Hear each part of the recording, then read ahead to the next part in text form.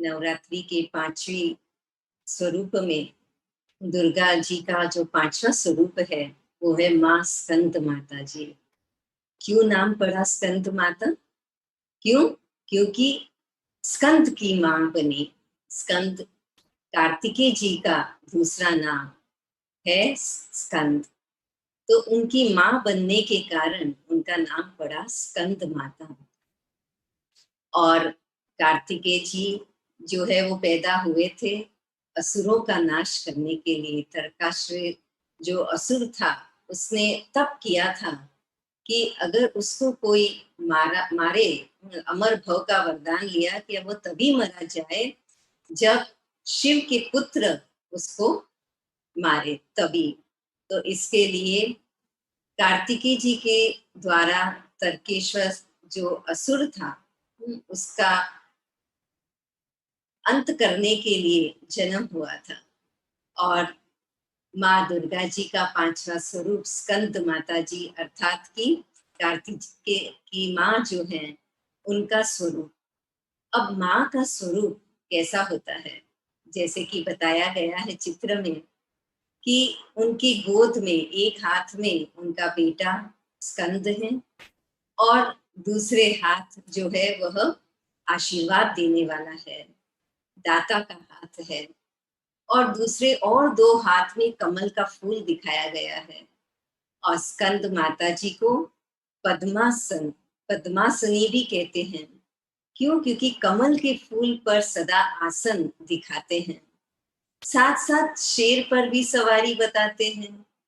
अब इनसे हमें बहुत ही अच्छा अनोखा पाठ सीखने को मिलता है कि एक माँ अथवा एक पेरेंट कहें कि पेरेंटिंग स्किल क्या है। जब बच्चों की पालना करते हैं तो उसमें सबसे अच्छी पेरेंटिंग स्किल क्या होती है?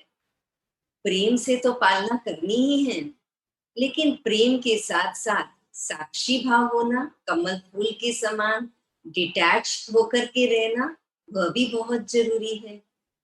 केयरिंग के साथ साथ गोद में लिए, अपने हाथ में लिए हुए हैं, तो जब बच्चा अपने माँ के हाथ में है तो माँ की केयर होने के कारण अपने आप को बहुत सुरक्षित महसूस करता है।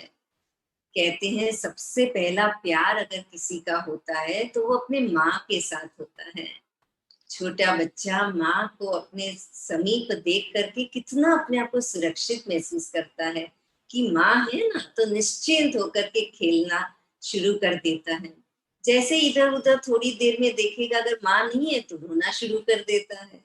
और तुरंत ही माँ नजर आती है तो तुरंत मुस्कुरा करके फिर खेलना शुरू कर देता है।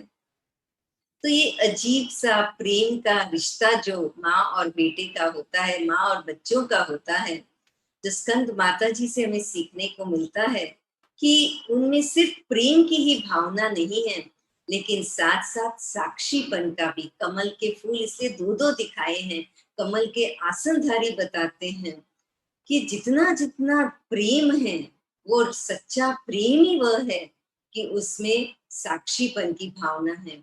वो केयरिंग की भावना के साथ साथ एक डेयरिंग की भावना है, इसलिए शेर की सवारी भी है। किस बात में डेयरिंग? जितना जितना केयरिंग है उतना ही डेयरिंग है कि कोई कैसा भी हो, वो उसके अंदर कितनी भी कमी कमजोरी क्यों न हो, लेकिन हर कमी कमजोरी के साथ मुझे मेरा बच्चा स्वीकार है ना। मुझे हर आत्मा, अगर हम देखने जाए तो स्कंद माता एक नहीं, लेकिन हर आत्मा के अंदर वो स्कंद माता जी के गुण हैं। इसलिए हर आत्मा एक माँ के समान, स्कंद माता के समान है। तो इसलिए अगर हम उस अनलिमिटेड बेहद की दृष्टि से देखें तो हर कोई आत्मा को हम उनकी कमी कमजोरियों के साथ हम स्वीकार कर लें, वो है केयरिंग भी होना और साथ साथ डेयरिंग भी होना, कि उनको उस रीति से स्वीकार करें।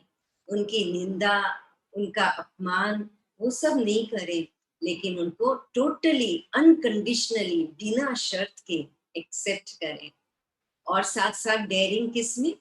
कि अगर कोई गलती हो भी जाए तो क्षमा करने की भी शक्ति हो, तो उसमें डेयरिंग, उसमें वो शक्ति कि मुझे क्षमा कर देना है और वो जो है जैसा है उसको स्वीकार करना है। तो एक तो एक्सेप्ट करने की शक्ति, दूसरा है क्षमा करने की शक्ति। ये शक्तियों में डेयरिंग और साथ-साथ केयरिंग।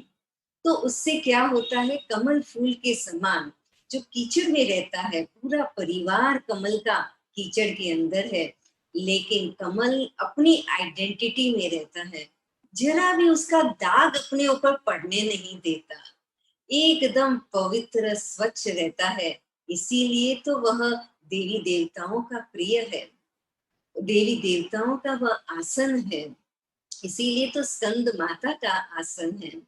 अर्थात हम देखते हैं कि जब बच्चों की पालना करते हैं तो कभी-कभी आ जाता है मेरा बच्चा। तो अगर स्कूल से मान लीजिए कोई शिक्षक ने कंप्लेन कर दी कि आपका बच्चा ऐसा है, तो तुरंत डिफेंड करेंगे, नहीं नहीं मेरे बच्चे के अंदर तो कुछ ऐसा नहीं, आप ही की कोई गलत फहमी हो गई होगी। अगर किसी दूसरे के बारे में कोई कंप्लेंट करेंगे तो बड़े प्यार से सुन लेंगे, हाँ ऐसा होगा, हाँ ऐसा किया होगा, है ना? लेकिन मेरा बच्चा, तो मेरा बच्चा तो ऐसा नहीं है। तो वो साक्षी भाव होकर के सुनना, उसको समझना और फिर उसको प्रेम से, प्यार से, उसमें भी साक्षी भाव होकर के फिर अपने बच्चे को समझाना, तो ये जो शक्ति है प्रेम की और साक्षी भाव की, जो नष्टो मोहा बना देती है। तो मोह और प्रेम, ये दोनों में जो अंतर है, वो अंतर को समझते हुए मोह के विकार के ऊपर विजय प्राप्त करना, ये है स्कंद माता जी का स्वरूप। और यही धारणा हमें अपने जीवन में करना है, क्योंकि जहाँ मोह होता है वहां पे दुख का अनुभव होता है कि इसके अंदर ऐसा, हमने तो इतनी पालना की, इतना सब कुछ किया और ये ऐसा निकल गया। तो उसके प्रति दुख हो जाता है कि ये ऐसा कैसे हो गया, हमने तो कभी ऐसे संस्कार उसको दिए नहीं, पर ये ऐसे कैसे हो गया, तो उसका दुख हो जाता है। लेकिन जहाँ प्रेम की शक्ति है वहां पे दुख अनुभव नहीं होगा, साक्षी होकर के देखेंगे कि इस आत्मा की अपनी एक इंडिविजुअलिटी है, उसका एक अपना अस्तित्व है, उसके अपने एक संस्कार है।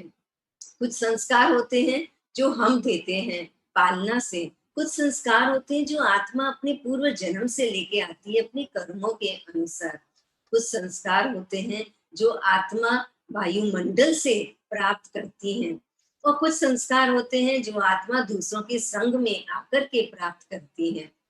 तो इसीलिए हमें इस बात के ज्ञान को समझते हुए, ज्ञान ही युक्त आत्मा बनते हुए, उस आत्मा की ऐसी जब बातें समझेंगे, ज्ञान युक्त से जब समझेंगे, तब हम नष्टो मोहा होकर प्रेम की शक्ति से उसकी पालना कर सकेंगे।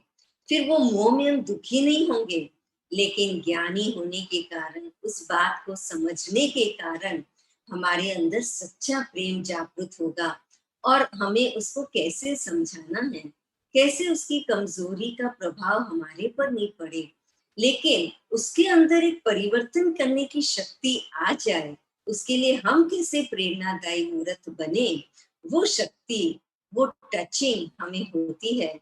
और उस टचिंग से, उस कैचिंग पावर से जब हम आगे बढ़ते हैं तो हमें सफलता भी मिलती है।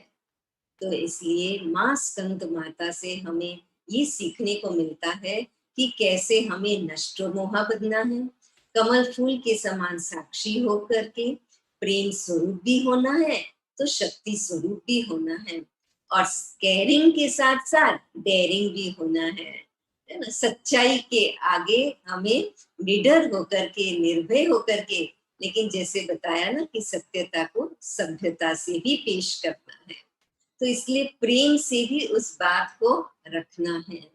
तो इस प्रकार से सर्व गुणों का बैलेंस बनाए रखना और ऐसी पेरेंटिंग स्किल अपने अंदर धारण करना, जिससे कि हम बच्चों की सही विधि से पालना कर सकें, उनके अंदर श्रेष्ठ संस्कारों का निर्माण कर सकें, उनकी पालना कर सकें। तो ये शक्ति माँ स्कंद माता से हमें मिलती है, और ये माँ स्कंद माता ये शक्ति प्राप्त करती हैं शिव परमात्मा से, जितना जितना शिव परमात्मा की हम आराधना करते हैं, उनके साथ हमारा बुद्धि का योग जुड़ता है, तो वो शिव परमात्मा से ही हमें ये शक्ति मिलती है कि हम केयरिंग भी बने, डेयरिंग भी बने, प्रेम युक्त भी बने, तो साक्षी भी रहे, और साथ साथ नष्टो मोहा भी बने।